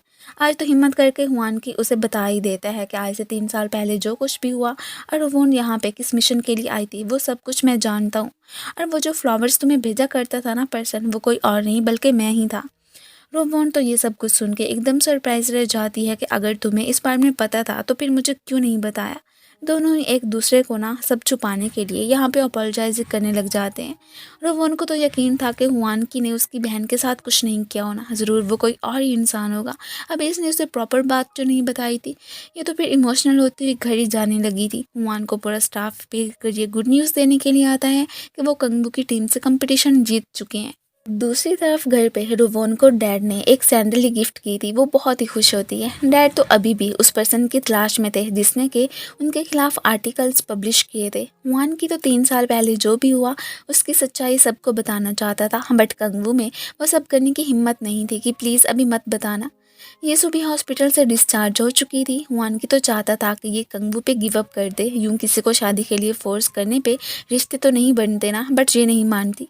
आज तो फाइनली रोवोन ने हुआनकी को अपने डैड की शॉप पे देख लिया था। वो सरप्राइज के क्या तुम हमेशा ही यहाँ पे आते हो। हुआन तो जैसे वहाँ से भागता है तो रोवोन उसके पीछे पीछे, बट हुआनकी इसके क्वेश्चन से बचता हुआ भाग ही गया था।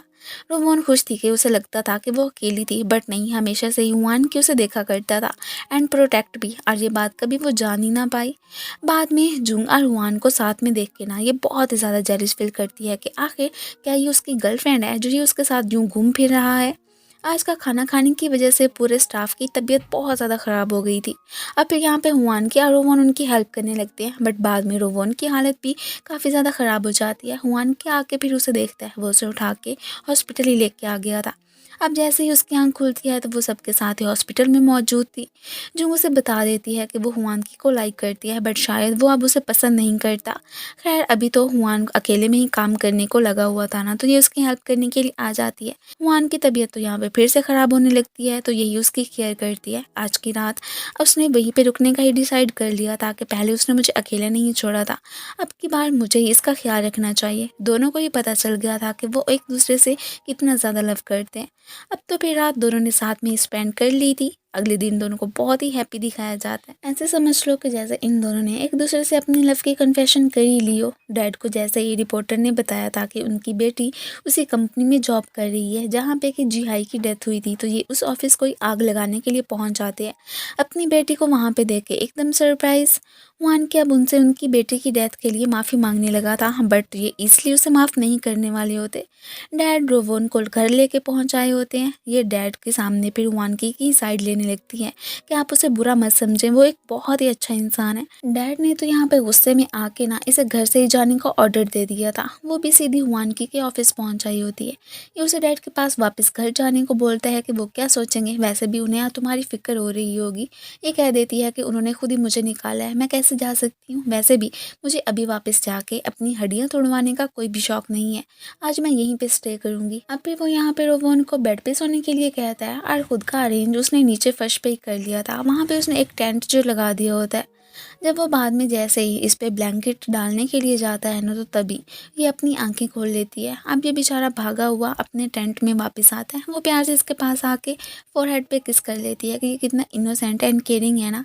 तभी हमें फ्लैशबैक में दिखाया जाता है कि हुआन के डैड से बाद में भी माफ़ी मांगने के लिए गया था, बट उन्होंने इसकी पिटाई ही लगा दी थी। तभी वो अब अपना रोवोन से फासला बनाए भी रहा था कि अगर डैड को हमारी रिलेशनशिप का पता चला तो न जाने फिर वो क्या करेंगे। अगले दिन अब ये बहुत ही ज़्यादा परेशान होते हैं कि ओनो के कहीं एम्प्लॉयज़ इन्हें ऑफिस में ही ना देख ले। सो रोवोन को छुपना ही पड़ जाता है। हुआन फिर इसे वॉशरूम में ही छुप के बैठे रहने को कहता है कि कपड़े का अरेंज मैं तुम्हारे लिए कर दूंगा, और फ़ौरन से इसके लिए न्यू ड्रेसेस बाय करने के लिए शॉपिंग करने ही आ चुका होता है। अब यहाँ पे यूसु की नज़र इस पे पड़ जाती है। उसे लग रहा था कि ज़रूर भाई किसी लड़की को डेट कर रहा है, तभी तो उसके लिए कपड़े खरीदने के लिए आया। उसमें वो फिर उसकी हेल्प कर देती है। अब जैसे ये रोवोन के लिए कपड़े लेके आता है तो सीजूंग और री को देख के ना ये यहाँ पे चुपने ही लगे थे। बाद में यीशु हुआन के साथ रोवन को देख के समझ आती है कि उसका भाई इसे ही पसंद करता है, क्योंकि जो ड्रेस इस वक्त रोवोन ने पहनी हुई थी वो उसी ने ही तो सिलेक्ट करके भाई को दी थी। यीशु ने अब रोवोन को भी अपनी शादी पे इनवाइट कर लिया था। रोवोन अपना सामान लेने घर पे आई होती है। डैड भी कह के जाती है कि एक दिन ज़रूर हुआन की आके खुद आपके सामने प्रूव करके दिखाएंगे कि वो इनोसेंट है। मेरी बहन की डेथ के पीछे उसका कोई भी हाथ नहीं है। डैड तो गुस्से में आके उसे थप्पड़ ही मार देते हैं। अब ये इमोशनल होती हुई वहाँ से चली जाती है। अब से रहने के लिए वो फिर से हुआन की के पास ही पहुँच आई थी। अब इधर आके जुंग भी इन दोनों को ही ज्वाइन करती है। ये सभी मिलके आपस में बातें करने लगते हैं और काफ़ी ज़्यादा ड्रिंक भी। हुआन की तो यहाँ पे काफ़ी ज़्यादा टुन हो चुका था, तो उसे लिटा के ये दोनों आपस में ही फिर बातें करने लग जाती हैं। अब जुंग इसकी बहुत ही अच्छी फ्रेंड बन चुकी होती है। अगले दिन उठते ही रोवोन को टॉवल में देख के ये सरप्राइज इवन के ब्लश ही करने लगा था। हुआन की यीशु के बारे में कुछ जानता था, जो कि कंगबू को बताने की कोशिश कर ही रहा होता है कि ऊपर से यीशु आ जाती है। उसकी कंडीशन ख़राब होने लगी थी, तो हुआन के उसे वहाँ से लेके फिर गाड़ी में ही आ जाता है। जैसे ही रोवोन आके इन्हें हेलो बोलती है ना, तो उसके गले में डाले नेकलेस को देख के यीशु तो एकदम शॉक्ड। फ्लैशबैक में दिखाया जाता है कि जी हाई ने यीशु को सब बता दिया था कि उसने कंगबू के साथ रात बिताई थी। वो गुस्सा होती है एंड स्पेशली भड़की तो तब थी जब उसने कंगबू का नेकलेस इसके पास देखा था। तब उसने अपनी यहाँ पे वेन काट के ना इसे भी अभी के अभी कंगवू और अपनी ज़िंदगी से हमेशा हमेशा के लिए डिसअपियर होने का कह दिया था। तभी जाके उसने सुसाइड की। मीन की असल वजह कंगवू नहीं था। इधर जैसे इसे पता चला था कि रोवोन जी हाई की छोटी सिस्टर है, तो उसकी परेशानी में इजाफा। वो तो अपने भाई को रोवोन से दूर रहने को भी बोलने लगती है कि तुम दोनों कभी एक नहीं हो सकते हो। जब रोवोन को पूरी सच्चाई का पता चलेगा तो न जाने क्या होना। जब तक ये घर पहुँचता है तब तक रोवोन इसका वेट करते करते सो चुकी थी। वान के अब अपने एम्प्लॉयज़ का बहुत ही ख्याल रखने लगा था। री के साथ उसे देख के ना रोवोन को लगता है कि शायद ये उसे डेट तो नहीं कर रहा, ये जेलिस, बट ऐसा तो कुछ नहीं था। अब फिर यहाँ पे हुआन की गिटार प्ले करके ना इसका मूड ठीक करने में कामयाब हो ही गया था। कंगू ने सबको सच्चाई बताने का फैसला कर लिया था। दिन ब दिन ये दोनों भी और करीब ही आते जा रहे होते हैं। अगले दिन कंगू यीशु को तैयार देख के काफ़ी सरप्राइज होता है। वो बहुत प्रीटी जो लग रही थी, इवन कि उससे नजरें हटा ही नहीं पाता। खैर अभी तो वो उसे ऑर्फनेज लाता है। दोनों साथ में यहाँ पे बहुत ही अच्छा टाइम स्पेंड करते हैं, जैसा कि बचपन में कभी किया करते थे। अब फिर वो इससे माफ़ी मांग लेता है कि मैं तुमसे शादी नहीं कर सकता हूँ, मैं तुम्हें डिज़र्व ही नहीं करता। आज कंगू के ऑफिस में अपनी सिस्टर की पेंटिंग देख के रोवोन हैरान थी। कंगू ने मॉम डैड के पास जाके शादी से इनकार कर दिया था कि अब मज़ीद मैं किसी बोझ तले नहीं रह सकता हूँ, और आप लोगों ने आज तक मेरा इतना साथ दिया ना, उसके लिए थैंक यू। डैड गुस्सा तो थे, बट क्या ही कह सकते हैं। ये तो आज से 3 साल पहले जो कुछ भी हुआ था वो सब का सब उन्हें बता देता है। अब रोवोन ने भी इनकी बातें सुन ली थी। वो इमोशनल हो जाती है। ये तो पास्ट में उसकी दीदी को ही चूज़ करना चाहता था, हाँ, बट ये सब करने की ना उसमें हिम्मत नहीं थी। लेकिन फिर बाद में उसकी दीदी ने भी सुसाइड कर ली। अब फिर नेक्स्ट कंगू को ना इसके घर पे ही दिखाया जाता है। वो तो रोवोन के डैड को भी यहाँ पे सब बता के माफ़ी मांग लेता है। वो भी काफ़ी ज़्यादा इमोशनल हो जाते हैं अपनी बेटी को याद करके। यूसु रूफ टॉप पे आके रोवोन को बताती है कि जीहू की डेथ के पीछे ना कंगू का नहीं बल्कि मेरा हाथ था। मैंने ही उसे अपनी लाइफ से गायब होने का कहा था, और उसने फिर मरना ही पसंद किया। इवन के खुद भी यहाँ पे सुसाइड करने लगती है कि मुझे भी जीने का कोई हक नहीं है। ना मैं पहले कंगू का दिल जीत पाई थी और ना ही अब जीत पा रही हूँ। ये उसे ऐसा करने से रोकने की कोशिश करती है। तभी ये तो शुक्र है कि ऊपर से हुआन के आ गया था और वो अपनी सिस्टर को बचा लेता है। बाद में फिर जीसू को इसके बेड पे लेटे ही दिखाया जाता है। रोवोन से तो यहाँ पे हुआन की माफ़ी ही मांग रहा था कि यही अगर मैं टाइम पे ऑफिस जाके जी हाई को बचा लेता ना, तो आज ये सब कुछ होता ही ना। इसने जी हाई को फिर सैंडल्स भी रोवोन को वापस ही कर दी होती है, जिन्हें के वो कब से संभाल के रखता आया था। अब ये लेके घर पहुंचती है एंड डैड को भी दिखाने लगी थी कि ऐसे लग रहा है कि जैसे मेरी बहन अब घर वापस आ चुकी है। डैड और मॉम जिसे को देखने के लिए आए थे वो तो उसकी तबीयत के बिगड़ने का सारा जिम्मेदार कंगू को ही समझ रहे होते हैं, बट वो उन्हें कहती है कि उसकी कोई भी गलती नहीं है। और वो भी जो आज इतनी कमज़ोर पड़ी थी ना, उस सब का ब्लेम डैड पे ही डालती है कि आप जब हुआनकी को डांटा और मारा करते थे मुझे बहुत बुरा लगता था और उसके गम में ही मैं घुलती गई। डैड को भी रियलाइज़ हो जाता है कि अपने गुस्सेलेपन की वजह से वो अपनी औलाद के सामने काफ़ी ज़्यादा एम्बैरस होकर रह गए हैं। कंग वो ऑफिस से चला गया था तो सब कुछ हुआनकी को ही संभालना पड़ जाता है। रोबोन और हुआनगी के बीच अब दूरियां ही पैदा हो गई होती हैं। दोनों पहले जैसे कोई भी बातें नहीं करते, बस एक दूसरे से दूर दूर रहते हैं। कंगू ने फिर से ऑर्फनेज को ज्वाइन कर लिया था। हुआनगी अक्सर ही उससे मिलने के लिए आ जाया करता है। यीशु भी इससे मिलने के लिए आई थी। वो हिम्मत करके यहाँ पे फिर उसे सब कुछ बता देती है कि जिहाई ने सुसाइड मेरे कहने पे की थी, सो तुम खुद को ब्लेम करना अब छोड़ दो, खुद को गिल्टी भी फील ना करवाओ। ये सुन के वो तो एकदम हैरान ही रह जाता है कि क्या सच में। आज घर पे रोवोन और डैड को विजिट करने के लिए हुआन की आता है। अब डैड की भी उससे नाराज़गी ख़त्म ही हो गई थी। इसके बाद ही रोवोन ने फिर से हुआन की से मिलना स्टार्ट कर दिया था। हुआन की तो अब आहिस्ता आहिस्ता अपने स्टाफ के साथ ना इंटरेक्ट होना भी स्टार्ट हो गया था। सभी बहुत ज़्यादा खुश होते हैं। नेक्स्ट पे रोवोन और हुआन की को ना वैलेंटाइन वाले दिन डेटिंग पे जाते ही दिखाया जाता है। रेस्टोरेंट में सब कपल्स को अपने अपने पार्टनर को किस करने का ही कहा गया था, हाँ, बट हुआन की से तो ये हो ही नहीं पाता। वो बेचारा काफ़ी ज़्यादा कन्फ्यूज हो गया था। अब फिर वो इसे अपनी बैग पे बिठा के वहाँ से लेके जाने लगता है। सामने से इतनी स्टेयर्स को देख के उसकी हिम्मत ही जवाब दे जाती है। ये भी फिर नीचे उतर के फिर वहाँ से जाने लगी थी। अब जैसे ये उसे गिफ्ट देता है ना, वो भी फिर बैग इसे किस करके वहाँ से भाग जाती है। उसके जाते ही रिपोर्टर फ्रेंड हुआनकी से मिलने के लिए आता है और अब वो उसे एक सीक्रेट का ही बताने लगा था जिसके बारे में उसके अलावा कोई और जानता ही नहीं है। ये सुन के हुआनकी तो एकदम सरप्राइज ही रह जाता है। अगले दिन हुआनकी कंगू से मिलने ऑर्फनेज ही पहुंचा हुआ था। रिपोर्टर ने रात को उसे जो कुछ भी बताया था वो सब का सब कंगू से ही शेयर कर देता है। फिर ऑफिस आके सीधा रूवोन को हक कर लेता है। वो उसे अपसेट देख के हैरान तो थी कि आखिर तुम्हें क्या हुआ है। अब हमें फ्लैशबैक में दिखाया जाता है कि रिपोर्टर असल में जिहाई का ही फ्रेंड था और उसने ये बात इससे शेयर की थी कि वो एक्चुअली में कंगू को नहीं बल्कि हुआनकी को पसंद करती थी। सो कंगू के साथ नाइट स्पेंड करके वो इतनी एम्बेरस हुई थी कि मैं हुआनकी को कैसे फेस करूँगी। सो तभी उसने सुसाइड कर ली। रिपोर्टर खुद जिहाई को लाइक करता था बट उससे अपनी फीलिंग्स तो वो कन्फेस ही नहीं कर पाया। अब जैसे ही इन सब बातों का हुआनकी को पता चलता है तो वो उदास था। उसने ये सब कंगबू को भी बताया था एंड अब रोवोन को भी बता देता है। कंगबू के रूम से जो अब पेंटिंग मिली थी ना, वो हुआनकी को दे देती है कि इसके असल हकदार तुम ही हो, तुम्हारे लिए ही मेरी सिस्टर ने ये बनाई थी। और कंगबू समझा कि शायद वो मेरे लिए थी।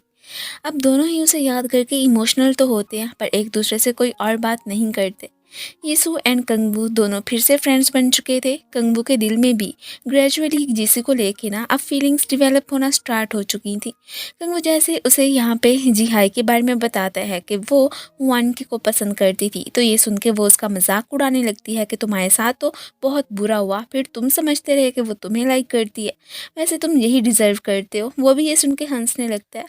दूसरी तरफ डैड को पता चल गया था कि आखिर किस रिपोर्टर ने वो आर्टिकल्स पब्लिश करवाए थे और ये भी कि जिहाई की छोटी बहन उन्हीं की कंपनी में जॉब करती है। वो सरप्राइज हुआनकी ने फ्लावर्स रोवोन के घर के बाहर ही इकट्ठे करने स्टार्ट कर दिए थे। और फिर बाद में रोवोन के डैड और उनके फ्रेंड्स के थ्रू जैसे ही हुआनकी को पता चलता है कि ये शॉप बंद होने वाली है क्योंकि कस्टमर्स ना होने की वजह से वो रेंट नहीं दे पा रहे हैं, तो उसे बहुत बुरा लगता है। उसने फिर उनकी शॉप को आगे बढ़ाने के लिए खुद ही फिर एक पैंडा वाला कॉस्ट्यूम पहन के लोगों को इनकी शॉप की पब्लिसिटी करनी स्टार्ट कर दी थी। रोवन को जैसे पता चलता है कि हुआनकी उन्हें सपोर्ट करने के लिए क्या कुछ कर रहा है तो वो तो इधर इमोशनल हो जाती है। हुआनकी के डैड ने ही फिर इन लोगों को सफ़र करवाने के लिए ये सब किया था, सो उसका कंपनसेट करना तो इनको बनता ही था ना। इनकी हेल्प करने के लिए ऑफिस के बाकी सारे कॉलीग्स भी पहुंच आए होते हैं। डैड के लिए वो हेल्प जितना कर सकते थे ना वो सब कुछ करते हैं कि उन्हें कोई प्रॉब्लम ना हो और ना ही वो समझें कि वो इस दुनिया में अकेले हैं, बल्कि वो भी तो उनके अच्छे फ्रेंड्स ही हैं ना। और वैसे भी वो उनको वो बहुत लाइक करते थे ना, तो इसलिए उनके फादर को सपोर्ट करना तो इनका बनता ही था। एक होस्ट को मनाने के लिए जुंग और हुआनकी को कपल बनने का प्रिटेंड करना पड़ता है, इवन कि किस भी करनी ही पड़ गई थी। खैर अब फिर उस पर्सन को इन लोगों ने अपनी शॉप पे आने के लिए मना ही लिया था। वो फिर वहाँ की प्रमोशन करने के लिए आ गया था। जुंग रूवोन को अपने यूएसए जाने का बताने लगती है एंड ये भी कि मेरे पीछे हुआनकी का ख्याल रखना। शॉप पे तो अब कस्टमर्स आने स्टार्ट हो चुके थे, सो इस तरह उन्हें बहुत ही ज़्यादा प्रॉफिट मिल रहा होता है। रिपोर्टर ने ना हुआनकी के बारे में जो भी बातें थी सब रिवील कर दी होती हैं कि बहुत पहले हुआनकी की कंपनी में एक लड़की ने सुसाइड करने की कोशिश की थी और इस बारे में किसी ने कोई बात पब्लिश ही नहीं की। ये देख के डैड को तो यहाँ पे उस रिपोर्टर पे बहुत ज़्यादा गुस्सा आता है। रोवोन उस रिपोर्टर को बहुत सारी कॉल्स करती है कि ये सब रोक दे, बट वो नहीं पिक कर रहा था। डैड को भी फिर उसने यहाँ पे जिहाई का बता दिया था कि वो हुआनकी को लाइक करती थी और फिर अपनी फीलिंग्स कन्फेस किए बगैर ही इस दुनिया से चली गई। अब आप ही बताएं कि मैं एक ऐसे शख्स से कैसे लव कर सकती हूँ कि मेरी बहन जिसे पसंद क्या करती थी। इधर डैड के पास हुआनकी बैठा था। डैड ने सारा ब्लेम कंगवू पे ही डालने का डिसाइड कर लिया था कि इस तरह उनका बेटा बच जाएगा, बट जी उन्हें ऐसा करने से मना करता है कि आप ऐसा सोच भी कैसे सकते हैं। डैड कहते हैं कि मैं ये सब तुम्हारे लिए ही तो कर रहा हूँ, बट जी उन्हें अपने लिए अब कुछ भी करने से मना करता है। वानकी ने कंपनी कंगवू को ही हैंड ओवर करवा दी थी कि पास्ट में जो कुछ भी हुआ उसकी रिस्पॉन्सिबिलिटी मैं लेके ना फिर कंपनी से रिज़ाइन करने का मैंने सोच लिया है। ये देख के कंगवू तो अपसेट ही हो जाता है। डैड ने इधर रोवोन को आगे बढ़ने का कह दिया था कि जो कुछ होना था वो हो गया, अब वो फिर फ्रीली अपनी लाइफ को एंजॉय करके गुजारे। वानगी के जाने का सुन के पूरा स्टाफ ही ना अब बहुत ही दुखी हो गया था। इवन को उसे हक भी कर लेते हैं कि वो उन्हें ऐसे कैसे छोड़ के जा सकता है। वानगी को जाते देख के रोवोन उसके पास आती है कि मैंने तुमसे दूर रहने का सोचा था, बट मैं वो करने में बिल्कुल ही नाकाम हो चुकी हूँ। वो भी कहाँ उसके बिना रह सकता था। सो दोनों को किस करते हुए ही दिखाया जाता है। रोवोन और वानगी अब एक साथ में टाइम स्पेंड करने के लिए दूर एक आइलैंड पे ही आ चुके थे। साथ में बहुत खुश होते हैं। यहाँ पे वो दोनों ही गेम्स वगैरह खेल के ही ना अपना बहुत ही अच्छा टाइम स्पेंड करते हैं। दोनों के बीच अब बिल्कुल कपल्स की तरह ही यहाँ पे आर्ग्यूमेंट्स तो होते रहते हैं, लेकिन फिर वो एक दूसरे को मना भी लिया करते हैं। दोनों की पर्सनैलिटीज़ बहुत ही ज़्यादा डिफरेंस थी, बट अब इन लोगों ने कॉम्प्रोमाइज़ करने का सोच लिया था। इन्हें विजिट करने के लिए कंगवू और यीशु आए थे और उन्होंने भी अब से डेटिंग करनी स्टार्ट कर दी होती। ये सुन के ना यहाँ पे ये दोनों तो काफ़ी ज़्यादा सरप्राइज रह जाते हैं। यीशु इसकी बहुत अच्छी फ्रेंड बन चुकी थी। अब तो फिर वानकी को पूरा स्टाफ ही ना फिर वापस आने को ही बोलने लगा था कि हम आपको बहुत मिस करते हैं। रुआन भी उस पर वापस चलने को बोलती है, वो भी फिर मान ही जाता है। दोनों को अब रोमांटिक सी नाइट स्पेंड करते ही दिखाया जाता है। वानकी के डैड भी अब बहुत ही नाइस पर्सन बन चुके होते हैं। वो रोवोन के डैड से मिलने के लिए जाते हैं। इन दोनों की भी अच्छी खासी फ्रेंडशिप हो चुकी थी। ये देख के वानकी को तो बहुत ही अच्छा लगता है। स्टाफ ने वानकी का वेलकम करने के लिए एक सरप्राइज रेडी किया था, बट जब यहाँ पे इन दोनों को किस करते हुए देखते हैं ना तो खुद ही शॉक्ड रह जाते हैं कि इनके बीच आखिर ये सब कब हुआ। इसके बाद ही फिर हमें इनका स्पोर्ट्स डे का ही दिन दिखाया जाता है। सभी मिलकर यहाँ पे बहुत ही सारा इंजॉय करते हैं और खेलते भी हैं। यीशु और कंगवू दोनों ही एक परफेक्ट कपल बन चुके थे और साथ में काफ़ी ज़्यादा हैप्पी भी होते हैं। वान की उन्हें क्रिसमस के कार्ड्स देता है, बट रोवोन के लिए उसने कोई भी कार्ड प्रिपेयर नहीं किया था ना, तो वो उससे नाराज़ हो जाती है। वानकी ने तो आज पूरे स्टाफ के सामने ही यूनिक से तरीके से रोवोन को शादी के लिए प्रपोज ही कर दिया था।